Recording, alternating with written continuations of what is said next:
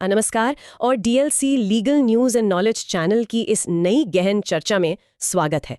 आज का हमारा मुख्य उद्देश्य वकीलों और कानून के छात्रों के लिए 4 सबसे ताज़ा और रोचक कानूनी खबरों का विश्लेषण करना है। बिल्कुल। और आज हमारे पास जो स्रोत है ना, वे लीगल प्रैक्टिस के बदलते स्वरूप को समझने के लिए बहुत जरूरी है। सही कहा। तो बिना देर किए शुरू करते हैं। आज हम डेटा प्राइवेसी से लेकर संस्थागत जवाबदेही तक और संवैधानिक अधिकारों के विस्तार पर भी बात करेंगे। ये महज न्यूज अपडेट्स नहीं है, बल्कि ये समझने का मौका है कि हमारी न्यायपालिका डिजिटल और प्रशासनिक चुनौतियों को कैसे हैंडल कर रही है। जी, तो शुरुआत केरला हाईकोर्ट के उस ताज़ा मामले से करते हैं जहां सीआर नीलकंठन की एक पीआईएल पर डिजी यात्रा फाउंडेशन और केंद्र सरकार को नोटिस जारी किया गया है। ये वही मामला है ना, जहां हवाई अड्डों पर यात्रियों के संवेदनशील निजी डेटा के कमर्शियल इस्तेमाल पर सवाल उठाए गए हैं। बिल्कुल। और दिलचस्प बात यह है कि ये सिर्फ डेटा कलेक्शन का मुद्दा नहीं है, बल्कि एक तरह के रेगुलेटरी वैक्यूम की तरफ इशारा कर रहा है। देखिए, इस रेगुलेटरी पहलू को सीधे digital personal data protection act 2023 से जोड़ा जा रहा है। कोर्ट ने केंद्र से बाकायदा हलफनामा मांगकर पूछा है कि क्या डेटा सुरक्षा बोर्ड का गठन हो चुका है? हाँ, ठीक वही।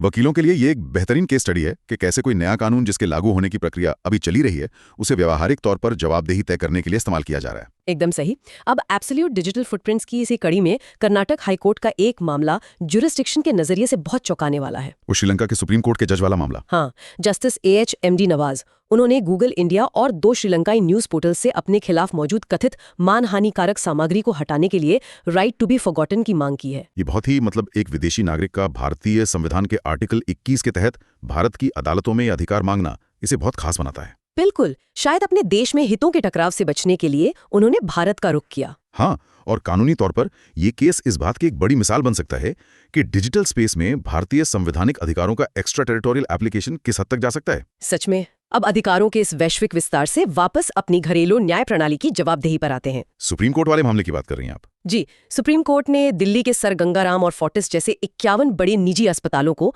अवमानना का कड़ा नोटिस भेजा है। ये तो बहुत पुरानी शर्त थी ना कि रियायती दरों पर जमीन पाने वाले इन अस्पतालों को 10% IPD और 25% OPD मरीजों को मुफ्त इलाज देना होगा। बिल्कुल, 2012 के सरकारी आदेश और 2018 के कोर्ट आदेश के तहत। लेकिन इसमें भारी लापरवाही सामने आई है। और यहाँ कोर्ट का रुख बहुत ही सख्त है। अदालत ने चेतावनी दी है कि इस पब्लिक ट्रस्ट डॉक्ट्रिन का उल्लंघन होने पर अस्पतालों की जमीन की लीज वापस ले ली जाएगी। और एक नोडल ऑफिसर भी नियुक्त किया गया है। हाँ, दिल्ली सरकार के स्वास्थ्य विभाग के सचिव को। मतलब सुप्रीम कोर्ट अब सिर्फ चेतावनी नहीं दे रहा, बल्कि एक सक्रिय मॉनिटरिंग मैकेनिज्म स्थापित कर रहा है। सही कहा। अब मॉनिटरिंग के इन सिविल मामलों से क्रिमिनल जुरिस्प्रूडेंस की तरफ मुड़ते हैं। बिना किसी पक्षपात के तथ्यों को देखें तो 2002 के पत्रकार रामचंद्र छत्रपति हत्याकांड वाला फैसला। हाँ, पंजाब और हरियाणा हाईकोर्ट ने डेरा सच्चा सौदा प्रमुख गुरमीत राम रहीम को बरी कर दिया है। आपको याद होगा 2019 में CBI कोर्ट ने उन्हें मुख्य साजिशकर्ता मानते हुए उम्र कैद की सजा सुनाई थी। देखिए, यहाँ कानूनी विश्लेषण मुख्य रूप से सर्कमस्टेंशियल एविडेंस यानी परिस्थितिजन्य साक्ष्य पर केंद्रित है।